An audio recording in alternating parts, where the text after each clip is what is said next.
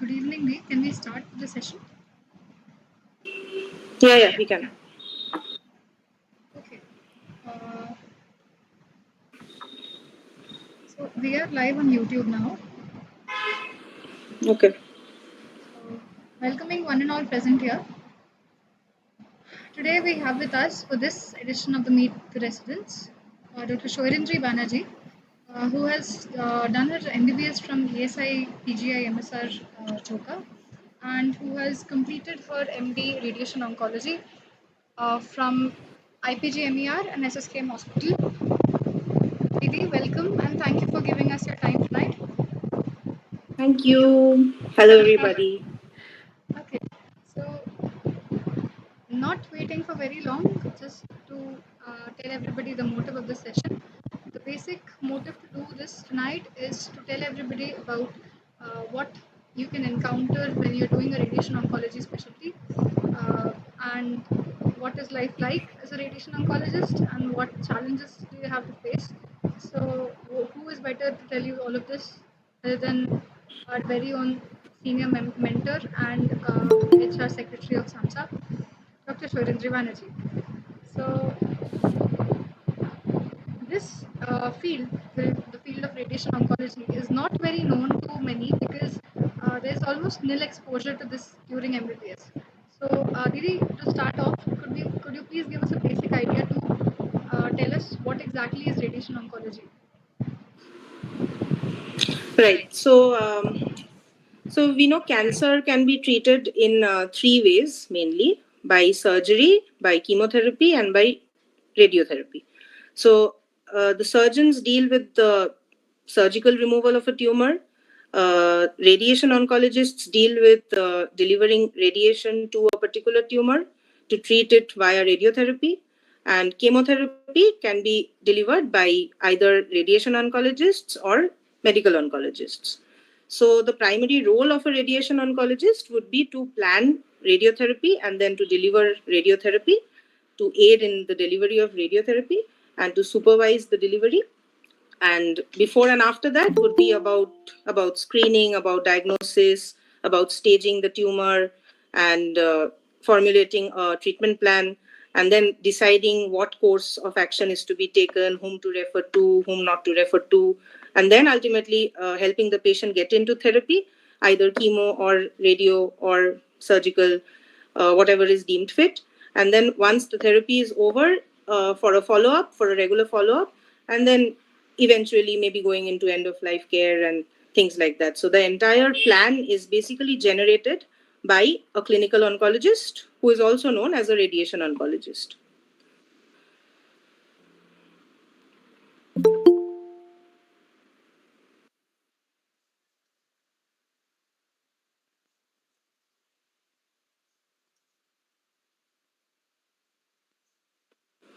Yes, at least in our state, that is what happens. Chemotherapy and radiotherapy are both dealt by the radiation oncology department or the radiotherapy department of government hospitals.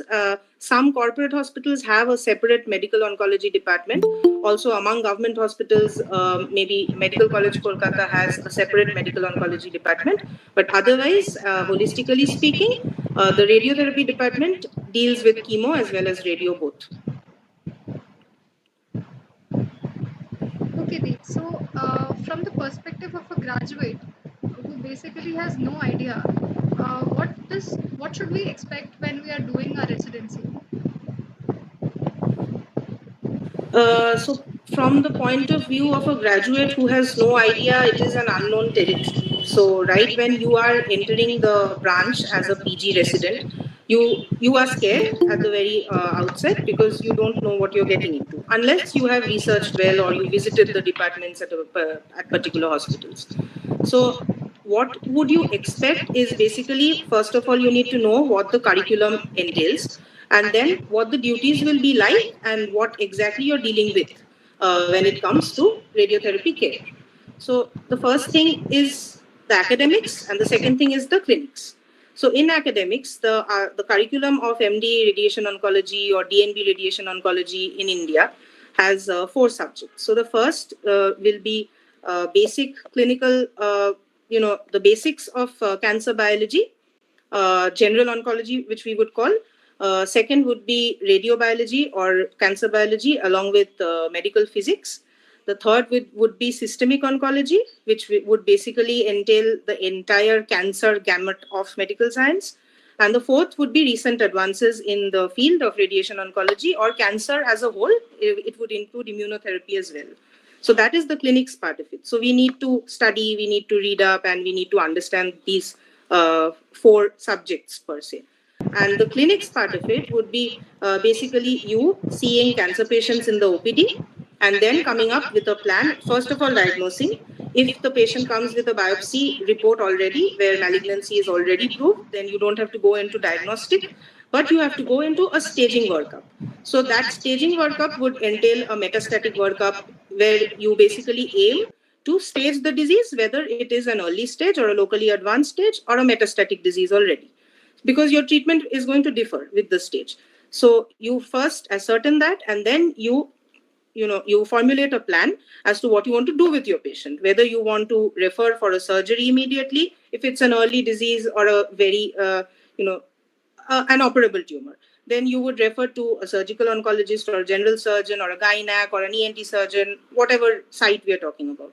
And then, maybe get a surgery done. If it is not an operable tumor, that decision is yours, whether you want to send for a referral or not. If it is not an operable tumor according to you, you might get a consult and advice of the surgeon, or you might decide on your own that you do not want this patient to go for a surgery because it looks like an inoperable tumor. So you go for a diagnostic workup, a staging workup, and then you formulate a plan as to what you want to do with the patient, either surgery or you want to straight up go for a radiotherapy for the tumor, or you want to downsize the tumor with the help of chemotherapy, or you want to go for radiotherapy now followed by adjuvant chemotherapy, or surgery now followed by adjuvant radiotherapy. So if you look at the entire options gamut that you have for cancer care, there is chemotherapy, there's radiotherapy, and there is surgery. So how you want to time it, and whether you want to use each of these as a neoadjuvant or a definitive management or an adjuvant, that depends on you. That is your decision, because you are the clinical oncologist and you have to chart up that plan. So that is your OPD duty. Other than the OPD, what you are expected to do as a radiation oncologist is to plan the radiotherapy for each patient, whether the patient is taking the radiotherapy as a definitive therapy or as an adjuvant or as a neoadjuvant. Whatever be the case, the radiotherapy has to be planned. So what does that mean? That means you need to delineate the tumor. We use softwares for that. So that you have to contour, you have to draw up and delineate the tumor, as in the target area that you want to irradiate, and also the areas that you want to spare, which we commonly call the organs at risk, OARs. So we have targets, we have OARs. So how we want to deliver the radiotherapy is our plan, but the ultimate, the plan in which the beams are going to irradiate the tumor, the plan of how the beams are going to be arranged, how many beams am I going to use, what particle am I going to use. This is a combined decision by the radiation oncologist and the medical physicist. So basically, you are a part of a team. I won't say you're leading the team, but yes, I mean, in some cases you will be leading. But I would rather use the term you're a part of a big team which consists of the radiation oncologist and the medical physicist and medical technicians. So the radiation oncologist is telling the team that this is what I want to irradiate, this is what I don't want to irradiate, this is what I want to spare.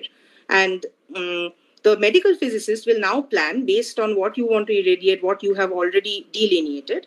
And it is then your job, the plan is going to come back to you, and then you will decide whether you want to go ahead with this plan in terms of dose constraints. So basically, there is a particular dose that I want to achieve for my target, and there is a particular area that I want to completely spare. I do not want to irradiate that area, though it is an adjacent area to my target. So it is my responsibility. I have been trained to know the dose constraints of those OARs, organs at risk, and I have been trained to understand what dose I am going to achieve in what target in order to properly irradiate it. And then I am going to basically approve the plan that the medical physicist has given to me. So that is again my job. And then once this is over, we will now ask the medical technician to deliver the radiotherapy. That has nothing to do with the radiation oncologist or the medical physicist per se. It is the radiation technologist's work to finally put the patient on the couch and switch on the machine um, to feed in the information in the machine first of all, and then to switch on the machine so that the radiation takes place.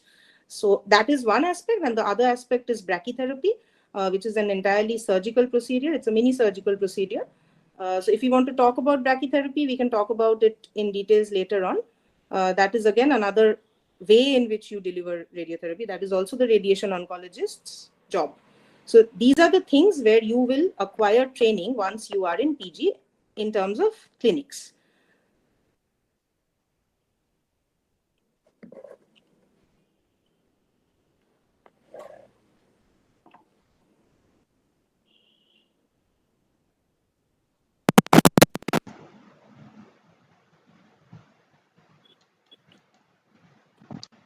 Hi, Didi. Am I audible?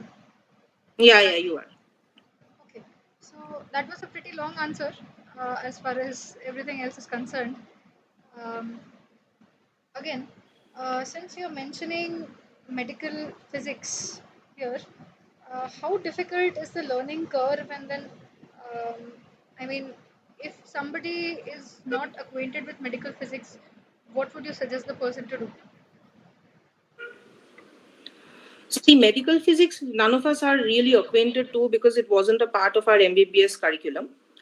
But medical physics is not something that one should be scared of, really, because we've all studied physics in 11 and 12 throughout school, I'm sure, but especially in 11 and 12 with a lot of focus.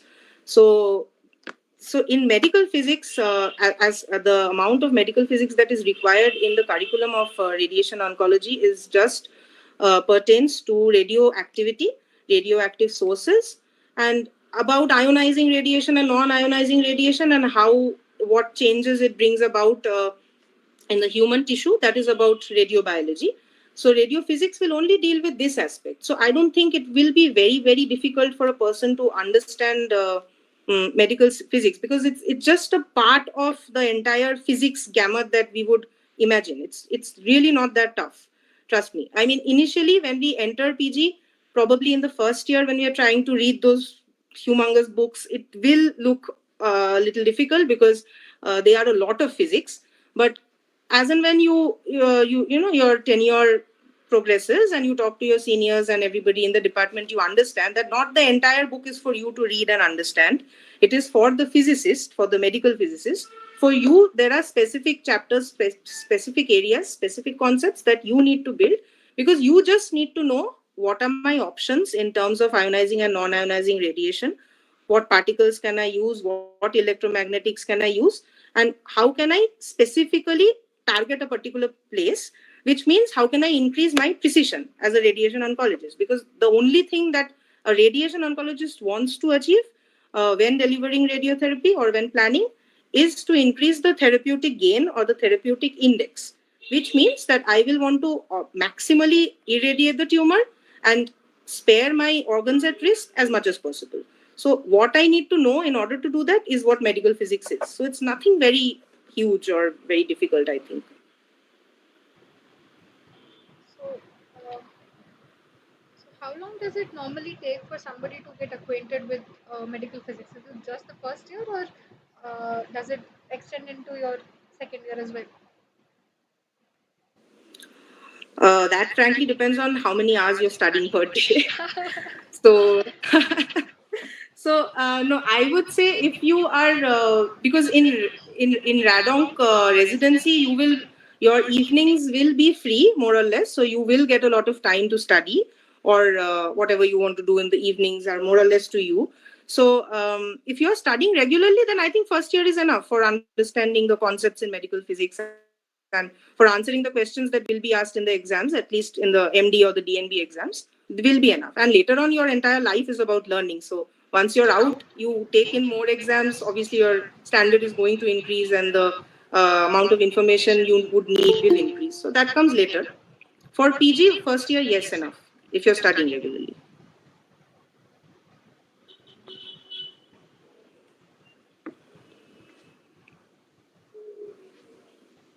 Okay, Dean, moving on. Since this field completely deals with cancer patients and their relatives, and since cancer is probably one of the most deadliest diseases and most dreadful things that can happen to a person and their family, uh, does does like does a person need a particular type of personality, or are there certain types of personalities more suited to this branch? What do you think? Yes, I think there are certain traits that uh, one would want their oncologist to have. So that this basically this question could be answered in two segments. One is from the patient point of view, and another is from the medical fraternity point of view. So, what kind of a doctor do I want as my oncologist, and what kind of friend do I want taking up oncology, or whether I want to take up oncology or not. So I am hoping that because this is for PG aspirants, so I would not talk about what your patient would want. I would talk about what I would want in me to become a good oncologist. So I think from the academic point of view, you will basically get when once you're studying the subject, you will understand that you're having. I'm sure that's the case for any subject, but you will be studying a lot about many other subjects also, because cancer is a disease and it is not a specialty per se. So in any specialty, the part about cancer which people read at the end, or which is the most difficult area for them just to be covered before the exams or for last minute revision, that is basically your specialty. So your entire studies would be every cancer, everything about screening, everything about diagnosis, about radiology, about ENT, about gynae, everything to do with malignant diseases, from the diagnosis to the treatment. So you will basically need to have an interest in cancer as a whole, just that disease in the entire medical studies, and that is academics. And secondly, as an oncologist, what would be preferable in you would be to first of all be a patient and compassionate doctor, because a benevolent doctor, because many a times you will be encountering situations where you're having to go out of your way to help a particular family, not just a patient, because when we're talking about cancer, like you said, a very dreaded disease and the entire family is affected. So you are their best friend when they are in that phase of life. The only person that they think can actually save them out of the situation is you. So they rely a lot on you. There's a lot of trust that is built up. You become their best friend, their family's best friend. So that is a lot of responsibility. So, and you were never prepared for this because you are just a graduate who's completed MBBS, maybe with a few years of experience extra, maybe not. So that is one thing. So you need to prepare yourself to take that responsibility of so many families who are dealing with something so huge, and you need to be a good support system to them. So you need to develop that aptitude to hear them, everything that they say, even if it is disturbing you, even if it is irritating you, frustrating you, you have to listen, because there's nobody else that they can turn to at this point. So that is one thing. And the second thing is your network needs to be very strong as an oncologist, because you're dealing with multiple specialties at the same time. So, like I said, you will have to refer to multiple people. The pathologist is your best friend because he or she helps you diagnose the malignancy. The radiologist is your best friend because he or she will help you with the images. Of course, you are trained to understand what those images mean, but there are complicated situations and you would need their help. So, and the surgeon is the best test of friends, because without the surgeons, surgeon is a part of the team. So without his or her consult, it would be difficult to proceed, because he or she would rule out whether this person needs a surgery or not, what the surgeon thinks is important to us.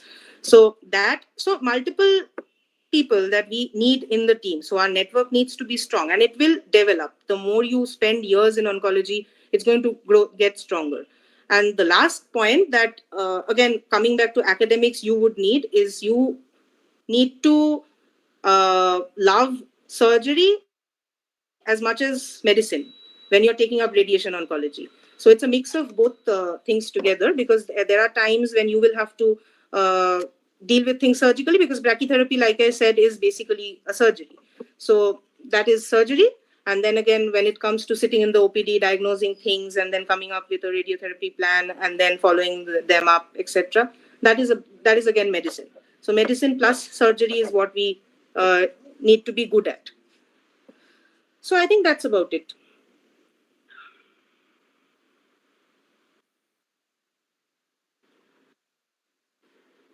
Like, how is life like when a person takes up residency, and what is their life like during the PG ship itself?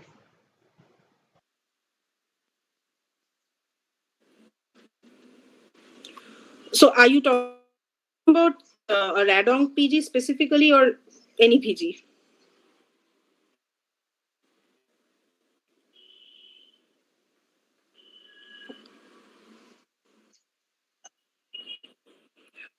So life would be basically, you need to enter your department by maybe 39 and start with your job for the day, maybe sit in the OPD and see patients on your OPD days. And on the other days, you either plan radiotherapy, or there are specific brachytherapy days where you administer brachy. So about brachytherapy, it will entail inserting an applicator into the area that you want to irradiate, most commonly applicator surgically, and then connecting it with radioactive source, and then switching it on from outside. First, you need to plan how you want to irradiate that area, where your radioactive source is going to stay for some time, and then again move ahead and again stay, and again move ahead and again stay, and in the process keep on irradiating the area that the applicator is fitted into.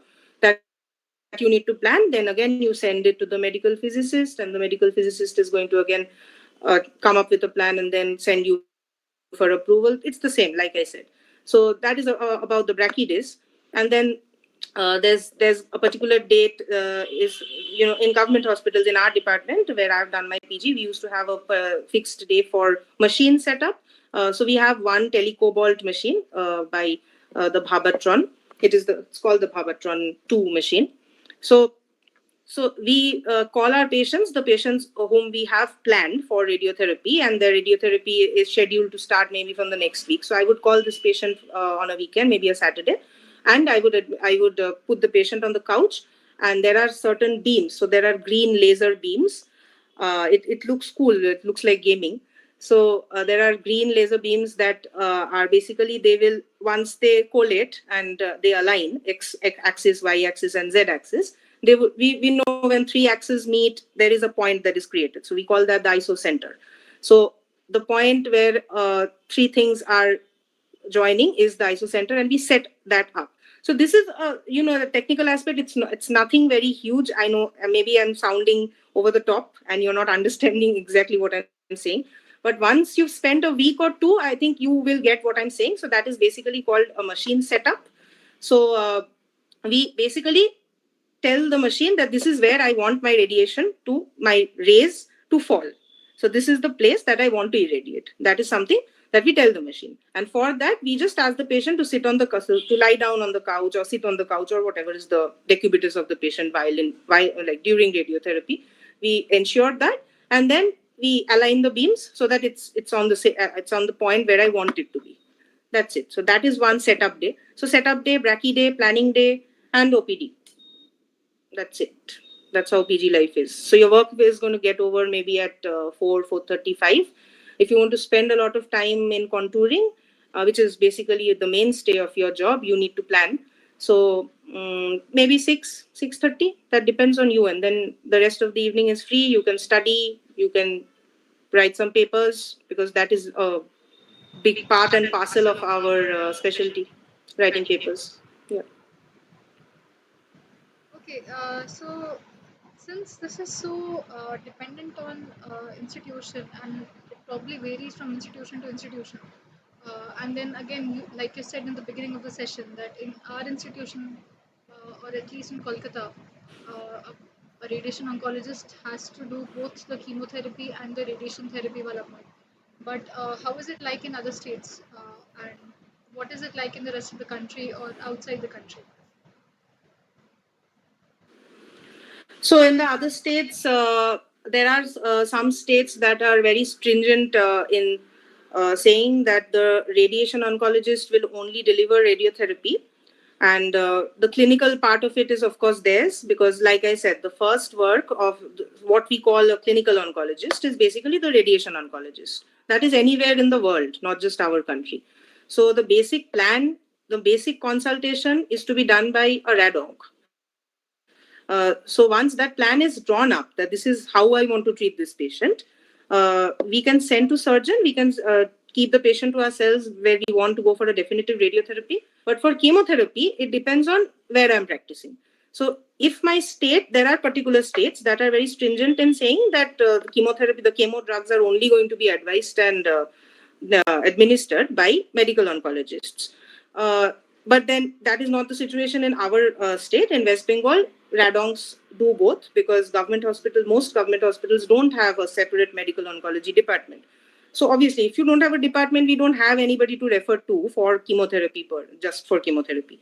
So we deliver chemotherapy, and we also do the radiotherapy thing, which is our mainstay.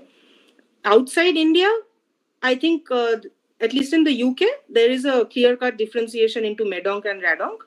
RadOnc is not called RadOnc there. RadOnc is essentially called clinical oncology. In our country, it's called radiation oncology, some other countries too. So clinical oncology will just deal with drawing up the plan and deliver radiotherapy or brachytherapy, teletherapy, whatever it is. And MEDONC will provide chemotherapy. That is in the UK, I know. Also, I think in the US. I am not very sure about other countries except the UK and the US.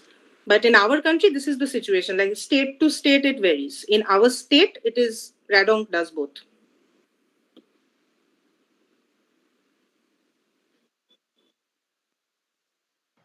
Right. So then this is all very vast uh, during the PGship itself. So what does somebody do after passing their PGship, and how is their SRship, or how to go about further after your SRship? So after your SRship, like any other specialty, you have an option of joining the government, the government services, or you can join a corporate setup. In our specialty, because it is a heavily machine dependent specialty, you need an infrastructure for properly utilizing your training. It is advisable to maybe choose a hospital which has a proper radiotherapy department with machines, be it any machine. It doesn't have to be a LINAC essentially, but at least some machine, a telecobalt machine, maybe the brachytherapy machine, something. So, so be it the government or the corporate setup, that infrastructure is required so one can get into a job there. The second thing is to pursue fellowships, which there are national fellowships as well as international fellowships. So, private practice in radiation oncology per se is not possible. If you want to practice as a GP, you can always do that. But if you want to use your radiation oncology training into private practice, then it would be difficult unless you have an infrastructure. So just a desk and a prescription pad pen will not help for radon practice. So you need machines. So so in that way, no, it is not feasible. If you want to have your own chamber and see patients as a radiation oncologist, you can't do that. You have to be associated with a clinic or a hospital which has machines, which has a department. So yeah, so about feasibility, that so it is wiser to get attached to a place which has machines, either in the government setup or in the corporate setup. Okay. So what do you think is the pros and cons of this field of radiation oncology as a whole? Um, the pro is that it is a very highly sophisticated branch. Because you're dealing with technology and also with cancer, so it is a sophisticated branch, and once something is sophisticated, there is glamour which gets added to it. So you are a very glamorous doctor. So that is, I mean, and I heard about this when I was considering RadOnc when I was a PG aspirant. But when I got into it and I saw the oncologists live, be it a radiation oncologist or a surgical oncologist or a medical oncologist, any form of oncologist, when I saw them live, when I heard them speak in various conferences, etc., I realized how true that point was, that they truly are stylish, they truly are glamorous. And I don't know, they have this weird confidence in them, which is, I haven't seen such confidence and such glamour in other specialties, not in every each of them. I mean, there are there are specific people who are very glamorous, but then here the proportion, the percentage is much higher, I feel. So because they deal with machines and they also have learned physics and technology other than medical science, which is, most of the doctors, they became doctors because they did not want to get into physics and maths. But now that I am a doctor and I am also learning physics and I also deal with machines, and you could also say that maybe I would fix your C++ problems or your Java problems, because I am now a software staff too, because I work with softwares. So that gets to your head, and then you feel that I am a supernova because I am dealing with so many things together. So that is there in radiation oncology. The other pro is research, because because we're dealing with cancer and there are lots of genetic implications and risk factors that we need to research on. So genetics, genomics, cancer biology, molecular biology, these things are part and parcel of the specialty. So there is a lot of scope for research, writing papers, finding out new things, building on things that are already developed, because it's an ever expanding and uh, there are innovations. So you know how cancer care is. So that is there. And because it is you could say it's a super specialized branch, though we do an MD or a DNB in it post MBBS, but I would say it is a super specialized branch, because not every doctor, not every MBBS graduate would know how to plan radiotherapy or what it deals with, unless you have attained that training, unless you've gone into training. So after a point, once you see that this patient probably needs cancer care, you will have to refer to a clinical oncologist, which is someone who's got that training. So it is kind of a specialized, super specialized branch, you would say. So I think these are the pros. And of course, the network issue, I already told you. You have a very vast network when you're an oncologist, because you're dealing with every specialty. Uh, so not just clinical, also paraclinical. And con is just one, I feel, so far. I mean, of course, there will be other cons that I will probably encounter later on. But for now, the disadvantage that I see very boldly is the machine dependence of this branch. The fact that I cannot sit with a prescription pad and a pen anywhere and help patients around me is definitely a drawback. But I see it in a positive way, in the way that I can at least help you in diagnosing. If you are suffering from a malignancy or not, I will help you in diagnosis. That I can do sitting at home also. I will suggest in investigations, and then once you come with the reports, I am trained enough to let you know whether you at least have a cancer or not. And but then once I will also draw up a plan for you. That advice I will be able to give. But once I select radiotherapy as your plan of care, I will need a machine that I won't be able to deliver sitting at home. So that is, I think, the only con.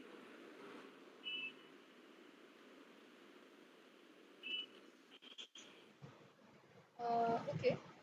Since we are talking about MD radiation oncology and DNB radiation oncology, what are the differences between the both of the fields, both of the trainings, and what is like? How can you compare the pros and cons of both of the uh, courses?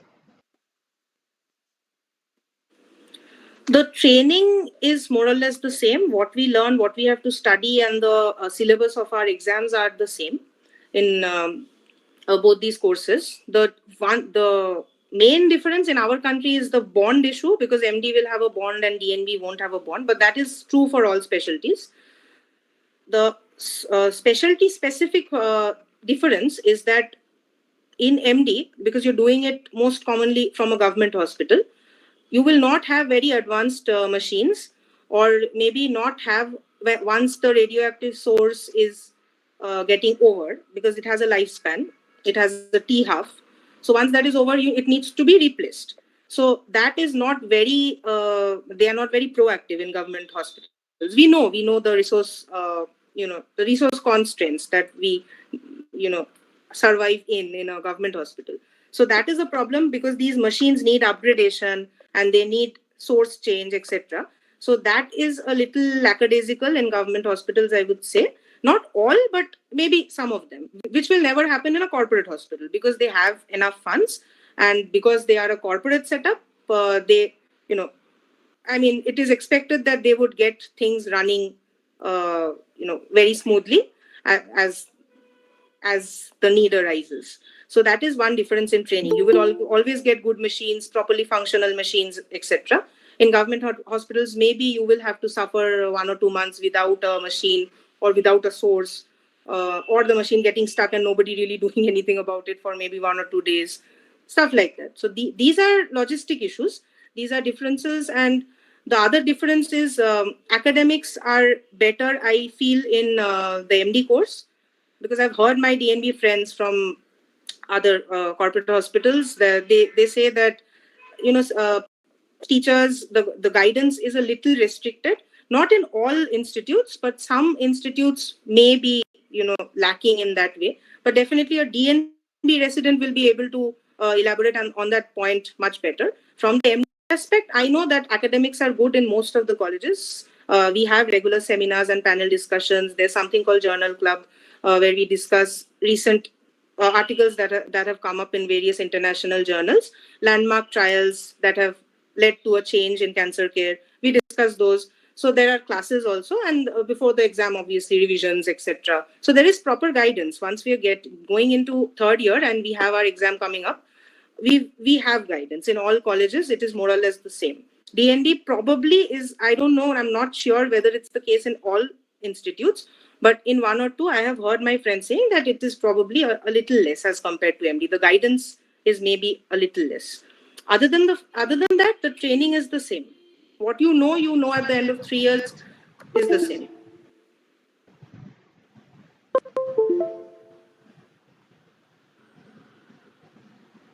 All right. So this is about specialization. What happens during super specialization? Is there any scope for super specialization in radiation oncology, or are there any fellowships available? What is the scenario? Yeah, so I talked about that. There are fellowships nationally and internationally. Among international fellowships, the most prestigious one would obviously be the fellowship of the Royal College of Radiologists, because radiology historically has two segments: radio diagnosis and radiation oncology. So we call it the Royal College of Radiologists. It pertains to both people from radiodiagnosis and people from radiation oncology. So that is a fellowship exam that is probably worldwide the most prestigious. But there are other fellowships too. Some from the US, some from Australia, some from New Zealand. So they have separate names. I'm not going into them. So that those are international opportunities. There are national fellowships also, fellowships that are provided to you by cult hospitals in cancer care, like the Tata Memorial Hospital in Mumbai, or maybe the PGI Chandigarh, PGIMER Chandigarh, CMC Vellore, SGPGI Lucknow. So there are certain hospitals that have established their name in cancer care, so they provide special fellowships. Also, some corporate hospitals like TMC Rajarhat, Tata Medical Center Rajarhat is there. uh, Apollo also, I guess, has fellowships like that. And about DM, you said super specialization. So I told you, if you want to switch from RadOnc to MEDOnc, because they are two different therapies, two different specialties, and basically the training is different because one deals with chemotherapy, immunotherapy, and the other deals with radiotherapy per se. So if you want to switch, if you're bored of radiotherapy, or you're not finding it very interesting, or you suddenly realize that I don't want to contour, I don't want to plan, I don't want to surgically go for a brachytherapy that way, but I want to still be an oncologist and help cancer patients, but now I'm switching to chemotherapy and immunotherapy. I want to sit and prescribe chemotherapy, immunotherapy, and administer only those. So if you want to do that, you can go for a separate degree, that is the DM in medical oncology. So I think internal medicine and radiotherapy are the feeder branches for DM in medical oncology. Right. Talking about the future, What do you think is going to happen in this field 10 years down the line or 15 years down the line?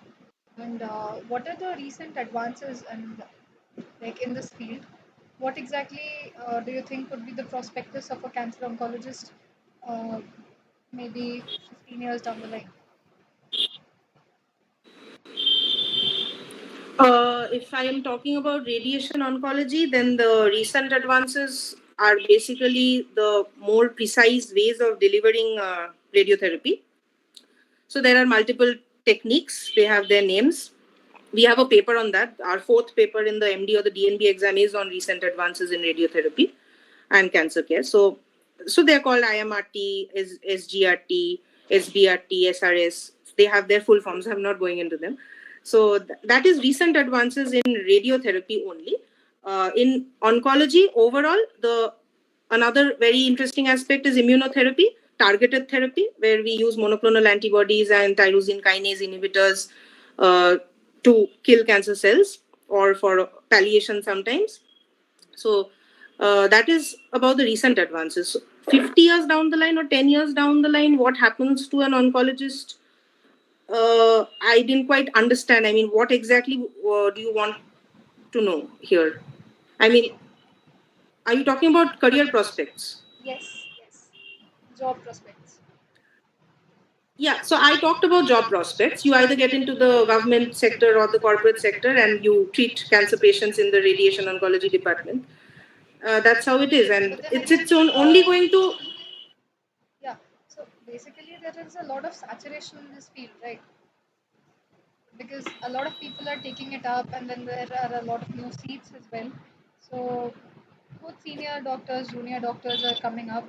So what do you think about the saturation level in this field? And like, will we be out of jobs in 5 years, or will we be out of jobs in 20 years? Huh. So, see, the word saturated, I think saturation in medical science, in the medical profession, I feel is a misnomer. Uh, People use this word very rampantly, but I find no meaning of this word. I don't think the medical profession is saturated as yet. And as long as humans live and we are in that life death cycle, I don't think we will ever be saturated. This profession will ever be saturated in that way because the doctor patient equation is still very poor. We know that. So for this field particularly, I see personally don't know an oncologist who's out of a job yet, and they are of seniors, juniors, people who've passed maybe 1 year back or 5 years back, 10 years back, 20 years back. They all have jobs somewhere or the other. They are working. So in hospitals, in setups, in with infrastructure and machines. Other than the bond situation, because that is a special situation, we know about that. That is not nothing to do with our specialty per se. It's an impairment. I mean, for all of us when we go into MD. So, so yeah, I mean, I wouldn't say that it's a very saturated branch and people will not find jobs in 5 years, 10 years. I don't see that happening because, especially not in cancer care, because it is an ever evolving and an ever developing field, and there are so many new therapies that are coming up. And not, I'm not talking about therapies other than radiotherapy. Yes, that definitely will come up, I'm sure. But in radiotherapy too, there are so many new advances that are coming up, so many new ways of precisely delivering radiotherapy. So obviously, I mean, it can never, one cannot be out of job really if one is trained in radiation oncology, because if you want to target cancer cells, you either have to use surgery or you have to use radiotherapy. So it's just, you just have two weapons. So neither can go out of job as long as you want to kill cancer.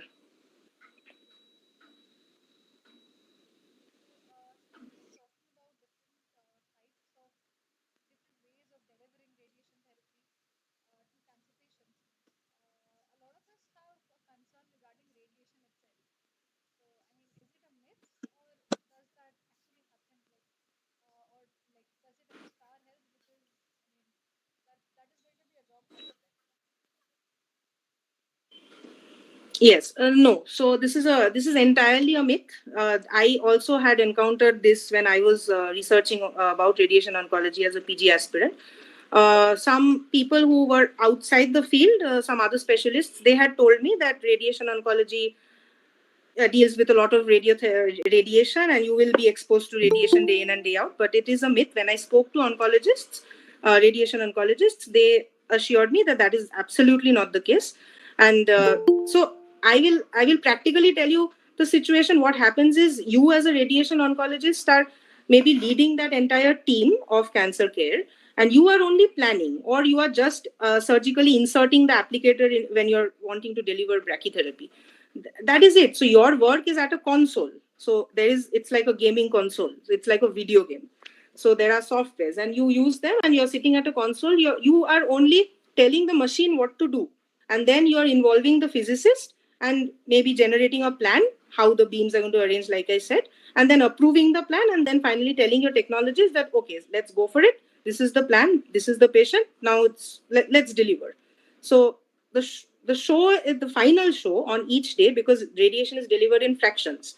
So maybe we have a 25 gray in 5 fractions. So we're delivering 25 grays to our target in 5 fractions. So Monday to Friday.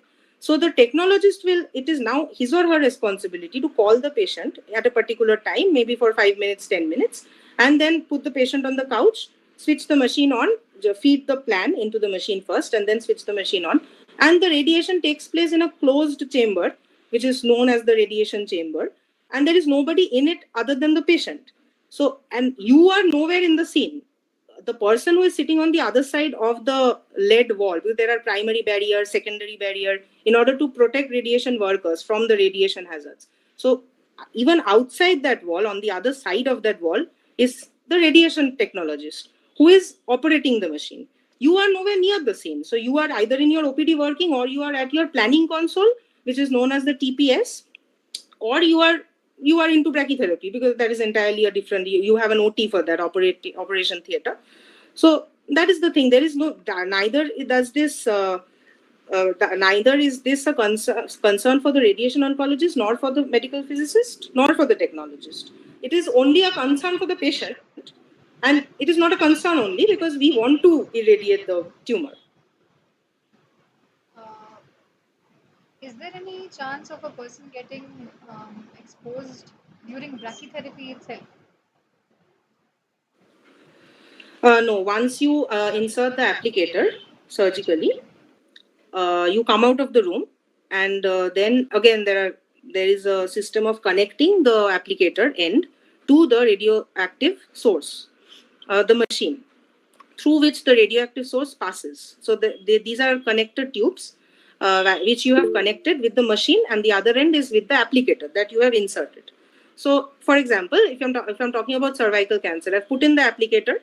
I have connected the connected tube with one end of the applicator, and the other end I have connected with the brachytherapy machine. So once I am outside the OT, there is again a console, a brachy console, where I have again planned. I have generated a plan with the help of my physicist or on my own, whatever be the case. So that plan now I am feeding into the computer, and I am telling the computer, so this is when you are going to start the machine. These are the number of radioactive source. Maybe mostly radioactive source is just one. It travels multiple times through the connected tubes. So this is how many times you're going to travel, and this is the amount of time for which you are going to stay at a particular position and keep on irradiating as long as you're there in that position. And again, after some time, you want to move forward, again stop, again move forward, stop. It's like that. So I am feeding in this information to the computer from outside, and then I am switching the machine on, and the show starts. And then once brachytherapy is done, maybe 5 minutes, 10 minutes, whatever, again depending on the half life of the source that I'm using. So after that, it's going to get over. There is a dosimeter in the OT which will tell me that, okay, now the ambient radiation is zero, dose is zero. There is no ambient radiation. Now it is okay for you to come in. So come in. Whoever wants to come in, turn on the key. There is a tala chabi. So you do that and you come in. So then we, open the room and then we get in. So there's no question of any radiation hazard.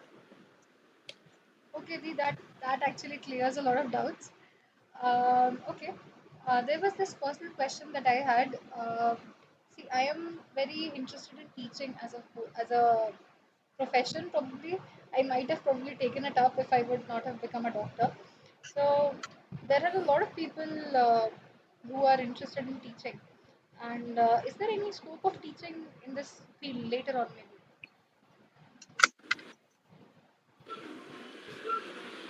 Yeah, so scope of teaching is true for all specialties, I believe, because even if you're a dermatologist or a pathologist, whatever you are, if you get into medical education system of the government, you are a professor. So then you climb up that ladder of an AP to an associate professor and then a professor and further. So that is there in all specialties. That is there here also. And definitely the scope for teaching is vast here because of the exact fact that the people who get into training know nothing about the field. So the exact con of this specialty will actually help you if you are very interested in teaching, because you will get an entire pool of people who know nothing about your territory, and it is your responsibility to now teach them about radioactivity, about radioactive sources, and how you can target cancer cells via radiation and how to be good at it. So yeah, teaching scope is vast, and I have seniors who, I mean, the most of what I know today is because of seniors who have taught me, who are maybe my immediate seniors or 2 years senior to me. More than professors, I think I am indebted to them. So they are not teachers, they are not professors, but they have taught me more than professors probably, because the branch is that way. I mean, if your seniors are not teaching you, not guiding you, it will be difficult for you to get into the hang of things. It's going to take you a lot of time. But if your seniors are cooperative and if they are hand holding you, it gets very easy. And first year is enough for you to understand what's happening around me and then get better at it, build on foundation knowledge in second and third year.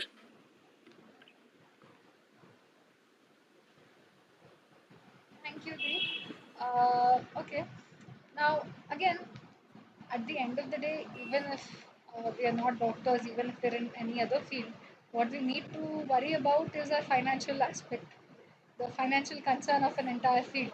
So, that is one particular topic that most of us would like our doubts cleared on.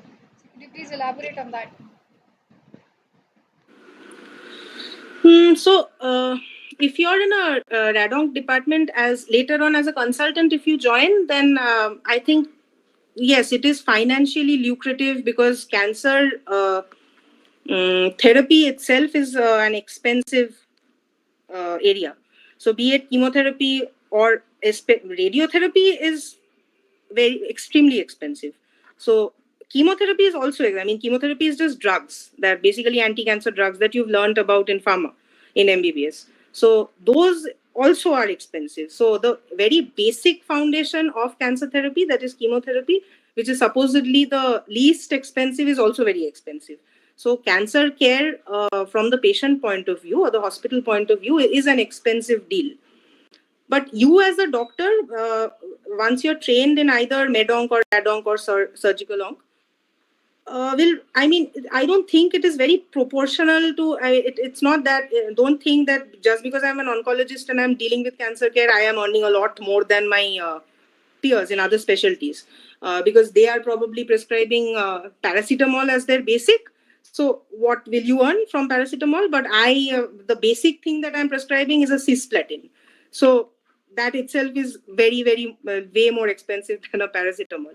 So it is not, I think, not proportional. I mean, there is no difference really in the structure, in the pay scale of an oncologist per se, as compared to his or her peers in the same position.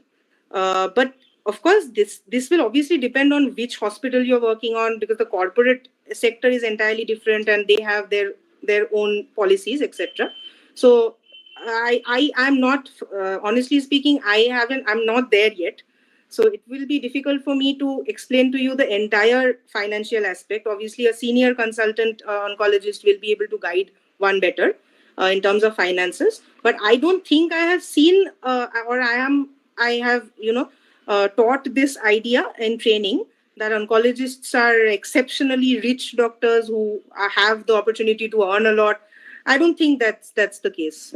Cancer care is definitely expensive, but I don't think a huge part and parcel of that is going to the oncologist. I haven't heard of such a thing. So it's the same as other branches, I feel. Okay, Dee. Now, since we are all going towards the PG counseling scenario right now, so what do you think would be the prerequisite before selecting a college if we are interested in radiation oncology? A college with good machines, if you don't mind, then a DNB is better than an MD. If you're okay with, if you get into a college in your own state, and if you're willing to serve the bond for at least 1, 2, 3, whatever years, then an MD is probably preferable so far, as far as academics is concerned. Um, Machines is, I think, the mainstay, because if there is a college with just just brachytherapy or just a telecobalt machine and nothing else, then it would be lower down your priority list. And of course, a place which has telecobalt and brachytherapy and linac, or just a linac will also do, because telecobalt, I mean, linac is a more accurate, more precise way. It will help you in delivering radiotherapy more precisely. So a linac and brachytherapy, these two are basically prerequisites. So basically a linac and a brachytherapy setup, these two will ensure that your training is well and good. Of course, there are other aspects like where you want to go and whether you want to relocate, and financial aspects, which state pays you how much. These are other things, but as far as the department is concerned, this is the prerequisite which what it should be kept in mind.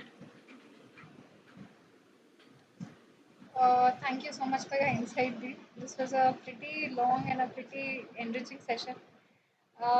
Just to let everybody know, we have yet another radiation oncologist here in the same building. And he's raised his hand. Yeah, Shobdita. Okay. If I may come in at this point, that among the other prerequisites that Soirindhri has mentioned, I guess a good academic program, and as well Mm, as some medical oncology exposure, because it yeah. forms one of the papers of the radiation oncology course. So that should be also a prerequisite as well. So in the center I'm there, so we have separate medical oncology department, so that's why our exposure is a bit limited. So I Right. guess that's a downside of our exposure. But apart from that, in my center we have two centers combined. We have postings in both of them. So all the advanced linac machines that we currently have in the market, we are exposed to both of them, the varian and the elector system, and both the planning algorithms we are exposed. So that's a upside, and the medical oncology part is a downside. So we need to weigh the options in each of the centers and then proceed accordingly. Also Absolutely. nowadays, yeah, and not only MD courses, DNB courses are pretty good as well. And in fact, in some cases, DNB has a pretty structured examination pattern. It Hmm. forms the OSCE structure that is usually followed Yes. out. So that will be definitely of a benefit. That's all. Since you're both here, like, there's a quick question that I had. That is, what like if I talk in crude terms, what is the difference between DNB and MD ka market value? What is the difference that way? Oh my god, very controversial question. Shoptik? Actually, I think it's not that controversial. You need to build your profile. That's the basic thing. Means, yeah, in case Yeah. you are looking for a private setup in future, you need to have a profile that people will be chasing. That's all. It doesn't matter if it is an MD or a DNB. That is a thing of the past. If you are good enough, you have enough skills that will reflect in your personal life as well as your career and patient handling. That's the Yes. most important thing.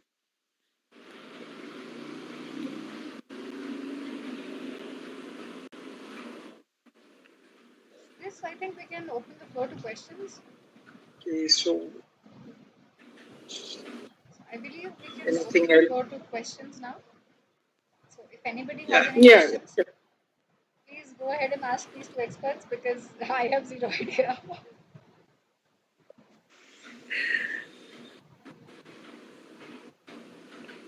Are there questions on YouTube or Just checking it. any comment?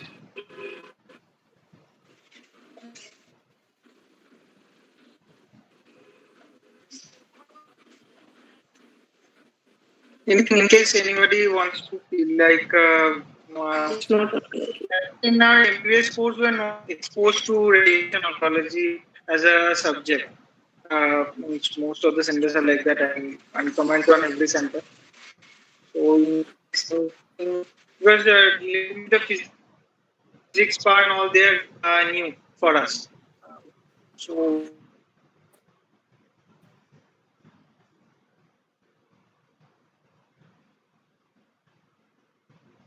we are not taking up radiation oncology courses.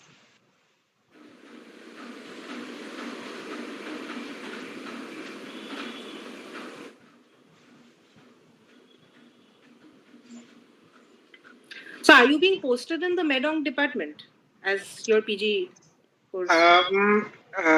It has been planned to put us on rotational postings for Medon. But Okay. as of now, we haven't been yet posted in the period of last 1 year. So that's the thing. Yeah, maybe now because I'm second year, so or Yeah, maybe yeah. in third year before your exams. Because that exposure you will need because there will be questions on drugs. There, So it will be easier for you to answer if you have a real world experience with certain chemo drugs. yeah. It will be easier to answer. Or And maybe also, targeted therapy. yeah, and also it will make me independent of another medical oncologist in Yeah. this as well. So why should Yes. I need another medical oncologist sitting who has qualified MD in medicine and then Yeah. they haven't prescribed cisplatin and all for me? Need to. Yes, absolutely. It helps in our practice later on if we have that amount of training. For example, in my institute, we've had extensive training in chemotherapy. So in first year and half of second year, I was only administering chemotherapy, and then finally I, started to deal with radiotherapy and learned the tricks of the trade. So in our institute, all PGs have a very extensive experience in chemotherapy, also in immunotherapy to some extent because there are very many immunotherapy drugs that are also prescribed on OPD basis. So we deal with the adverse drug reactions and we see patients on follow up and etc. So we have an experience with chemo and immuno, which basically a medonc is supposed to know only, but we know because that's just how our system is structured in at least in West Bengal. Yeah, that's actually good. I think and that's useful for medical practice as well. Yeah. So there is a question from I don't know Robbins.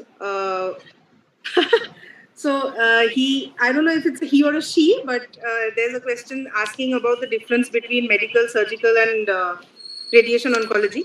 So maybe you joined late, but I explained at the very beginning that there are three therapies by which you can kill cancer. Either you remove it surgically, which the surgical oncologist is going to do, or you give a definitive, in an aggressive fashion, you treat it with radiotherapy, which the radiation oncologist will do, or you give chemotherapy as a neoadjuvant in order to downstage the tumor, or as an adjuvant post definitive therapy in the form of either surgery or medicine. As an adjuvant therapy, you use chemotherapy in order to prevent microscopic spread of the disease. Mm, so that the medical oncologist does the chemotherapy, or there are also targeted therapy options which are relatively new. That also falls under the arena of medical oncology. Targeted therapy is mostly used in the palliative setup in metastatic diseases. At least that's what my experience says so far. But there are some situations where in early or locally advanced diseases, their role is being investigated. So yeah, that's about medical oncology. So Shoptik, if you want to add something, differentiating the three branches.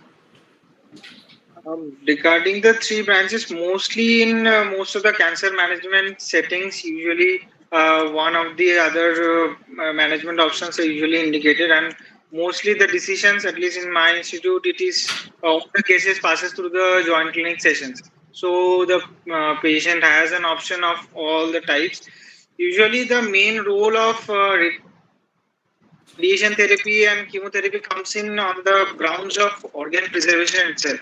So many of the Right. patients, usually the cervical cancer patients, they just come and they have this notion that just surgery kar do, hata do, like this kind of notion. But we explain them the notion that the entire uterus, cervix, everything can be preserved. You can maintain a normal life, normal physical relationships.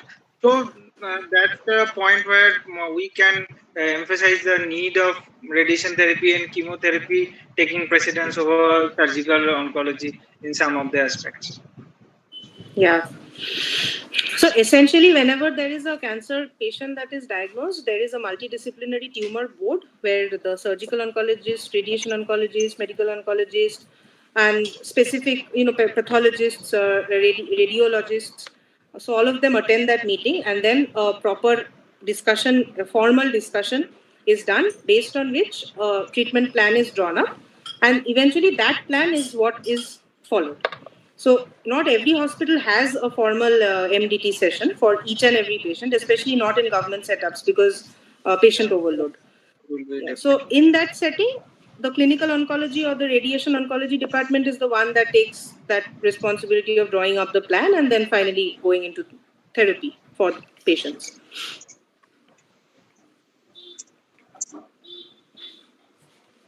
So, Didi, I had one more question. Uh, Yeah. how can somebody get into surgical oncology? Once you've done your MS in general surgery, you can always pursue a super specialization and MCH degree in surgical oncology.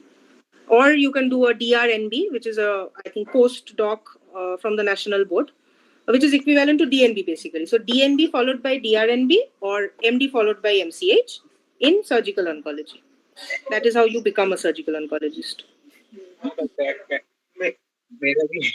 So there are also other branches among surgical oncology, like head and neck surgical services and the gynae services. In those in our hospital, we have seen that people from ENT are coming Yes, into yes. head and neck surgical services, and obviously gynae obs, MS, they can enter gynae surgical services. So Yeah. that is usually a fellowship or post graduate, like doctorate Postdoc. kind of thing. Yeah.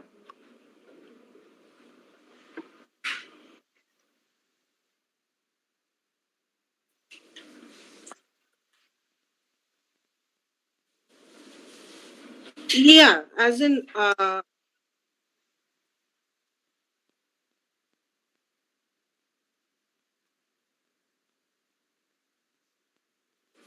become a radiation oncologist. I didn't get it.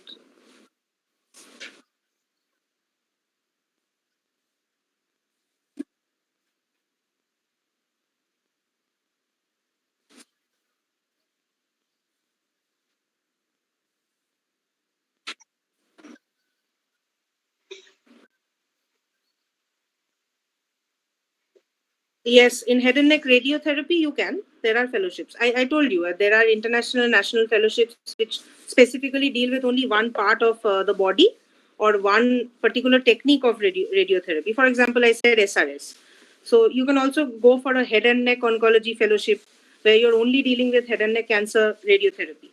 So you are a specialist in only head and neck cancers. You only deal with that and nothing else. You can do that. There are fellowships, but not formal trainings, as in postdoc trainings, like medical oncology DM or an MCH in surgical oncology. They are formal trainings.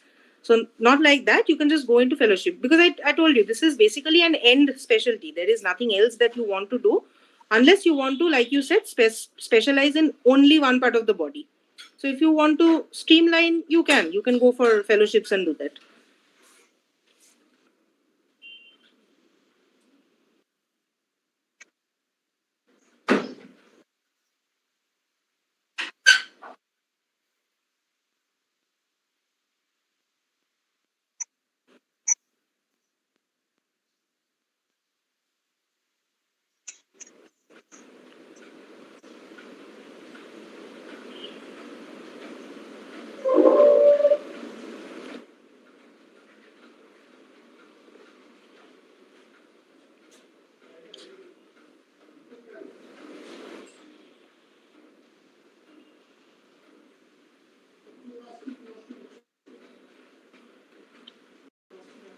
I don't think there are any other queries.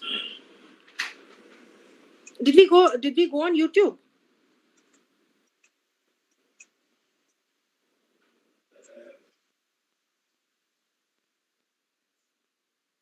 Okay.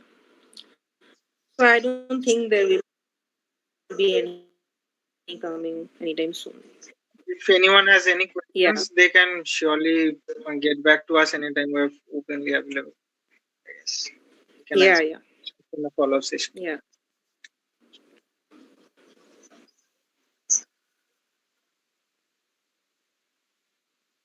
To everybody who joined in.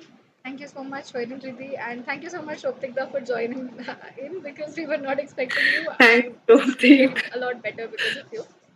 So thank you so Yeah. Yeah. much. Definitely. Okay. Bye bye. Bye Bye. bye.